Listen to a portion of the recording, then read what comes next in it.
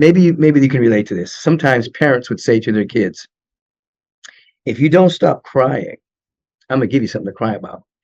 Sure. You ever heard that statement? Yeah. Okay. So the universe says, if you don't stop being grateful, I'm gonna give you something to be grateful for. So if you hang out in gratitude, even if you don't know what you want, if you hang out in gratitude, then the universe brings you something in that vibration.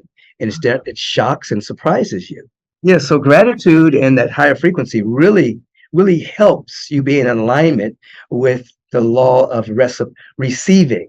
How available am I to the total givingness of the spirit? There used to be a belief that it was IQ that determines a person's success. Now we know that doesn't. You know, Harvard did a 30-year study, took the highest IQ people entering to Harvard and other colleges, and then mapped them for 30 years and showed there was no correlation between high IQ and happiness, health, or success. There's no correlation. But there was something what I call availability quotient. When you're available, you used the word surrender earlier. You're surrendering to something higher. You're yielding. Doesn't matter what your IQ is. Your availability quotient and your gratitude, your hanging in possibility thinking provides the context, the vibrational context for more good to flow into your life, you see. And so it's not IQ, it's AQ. Every time your mind looks at what you have, the law will start to become, I have $10. I have $20. I have $50. I have $100. I have, until your inner frequency starts changing from I don't have to I do have, and then more is given. Opportunities start to open up because you're feeling that you are a haver. Opportunities start to open up that brings more prosperity, more opportunities for prosperity in your life. So you don't put it into the future. Now. Because we're just energy, just vibrating, and we're just matching. Why is that so hard for people to grasp? Well, people are in the conundrum of the human experience. They're daily under assault by their own minds that's been hijacked by fear. And then they're addicted to the fear because of the toxic chemicals that go through the body temple. There are people that actually are addicted to the news. There's a chemical that's released, it's cortisol, it's released, you know, and it debilitates the immune system. It stops you from thinking coherently. You enter into fight and flight. It messes up your blood pressure. But people become addicted. They think they're alive. I have drama, therefore I am. You know, so there's a great addiction. It's called fear porn. Is society guilty for perpetuating more of those things happening because thoughts become things?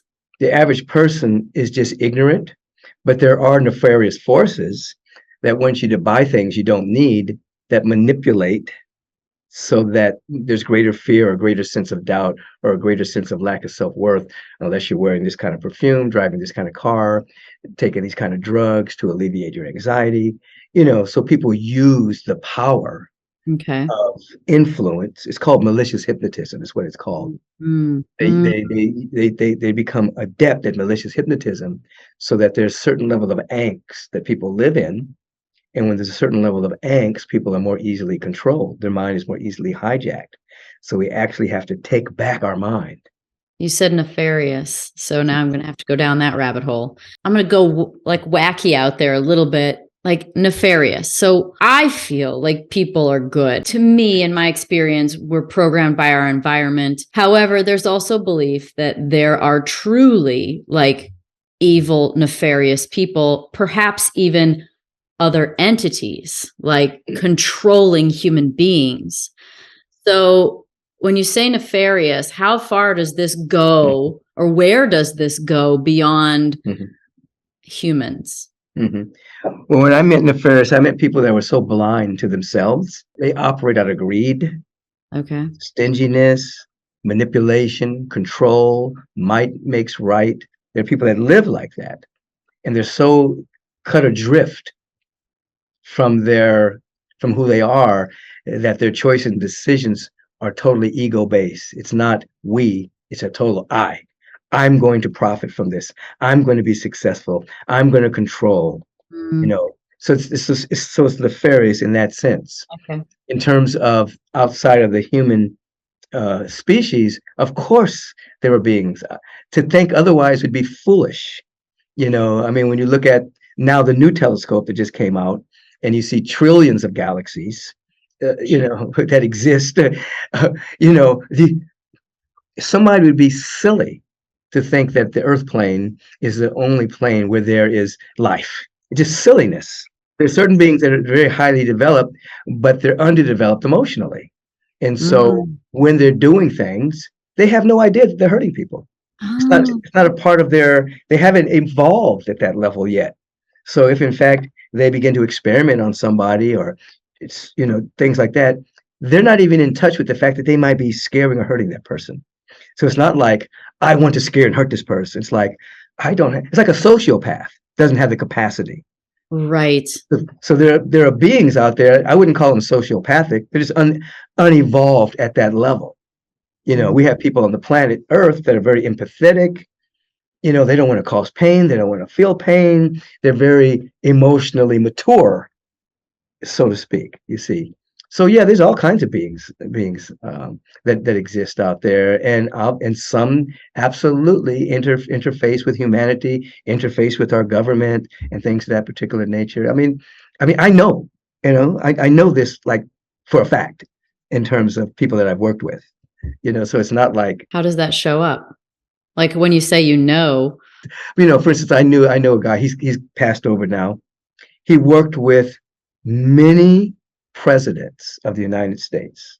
His mother was a human being. His father was not, and he was an extraordinary man. He did so much to keep people safe on this planet, and he had to deal with forces that weren't necessarily operating for the highest and best of all concern. And sometimes when things were happening on the planet that were very terrible or about to be terrible, and him and his people had to intervene, he would call us together 1, 2, 3 o'clock in the morning. We'd have to go into meditation and prayer to wow. hold the space while they Yeah. used a bomb or while they did this or while they did that. And he would say to me, if you ever see me in public, don't speak to me. Just pretend you don't know me. And that was years ago. He's gone on. But that's one thing. I've had other experiences, and I've had friends who've had other experiences with these with other beings. The Western world is so censored. It's so censored. The media is so censored. People just are ignorant about the things that are so very in front of our face. So I would tell the human beings every now and then, just look up. I interviewed John Paul DeJoria a few years ago now, back when my podcast first started. And he started Paul Mitchell and Patron, and super successful entrepreneur. He told me during this interview, it was not anything that I was expecting, based on talking to an entrepreneur of his level. But we got into aliens and extraterrestrials, and this was summer of 19. He said, within 5 years, we will know that extraterrestrials are real. And it is 2023. Yeah. And we've had all this stuff just go on recently with shooting down craft and these rando balloons and whatever's going on. So is this the time? I think even more than that, I think besides those balloons, people are seeing sightings all over the United States, all over the world of these crafts that can stop and go, stop and go up and down. And Love Neil deGrasse Tyson. I think he's amazing. I think he's interesting and smart. But like when someone like him says like, but where's the proof? I'm like, I don't know, everywhere. for years, I have a friend that was in the service, and he was on the ship during Desert Storm, and they would see different crafts hovering all the time. They were told you can't tell anybody what you see. People like Neil deGrasse, their intellect is so high, but in order to really go to the next level, you have to suspend the intellect to go into your intuition, direct knowing, and a lot of those people can't do that. They're inhibited by their intelligence. Isn't that interesting? They're Yeah. inhibited by their intellect. If they can't smell it and taste it and touch it and hear it, it doesn't exist. So they are hindered by living only in 3 dimensions. So they think they're not hindered, but they're in the world of academia. And the world of academia has never healed anything. And it's linear, right? You have to go Totally to linear. get it, right? Like it's just, but when you get in tune with, get in alignment, now you flip that vertical and you're in alignment with all potentiality. But that doesn't make sense to a linear person. What about star seeds, crystal children, benevolent beings coming through humans, or like the first wave of volunteers, second wave of volunteers? Whatever name we give them, everything is evolving. So the earth is vibrating at a rate that's never vibrated before. It's earth is very conscious. So when you talk about the different crystalline children or whatever, they're matching what's happening on the planet as well. So there's an evolution that's happening with Mother Earth. And so the babies that are being born are actually matching the next frequency of the planet. So you go back a number of years ago, people were heavy materialist. Spirituality then burst onto the scene. I mean, not that it wasn't always here by certain avatars and followers, but early 80s, it went to another level. And now this conversation that we're having right now, this would have been really woo, woo, woo, woo, woo 30 years ago. Yes. Now it's accepted. Now it's accepted. It's woo, woo to some people. Yeah. But, it's accepted because the evolution of consciousness has happened. So, yeah, those beings exist. They're matching the frequency of the earth. If you like this clip and you want to hear the whole episode, click at the bottom of your screen.